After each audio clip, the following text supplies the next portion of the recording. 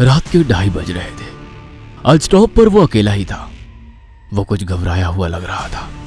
बहुत सारे ख्याल उसके दिमाग में चल रहे थे।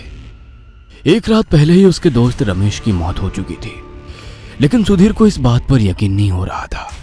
उससे पीछे से एक औरत की आवाज आई, भैया कुर्वे नगर चलोगे?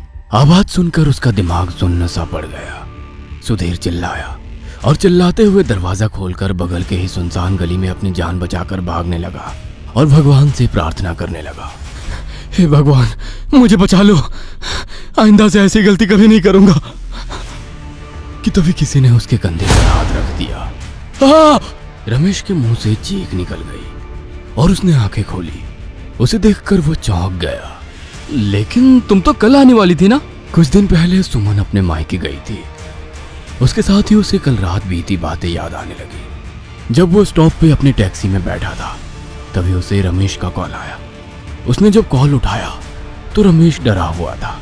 भाई मुझे बचा ले, वो वापस आ गई है। अरे कौन वापस आ गई है? कि खुदकुशी है। लेकिन सुधीर अकेला जानता था कि वो खुदकुशी नहीं है, किसी ने उसकी जान ली है। लेकिन वो फिर से उसके ऊपर झपटी। तभी उसने अपने हाथ में पकड़ा कुकर बहुत ताकत से उसके सर में मारा।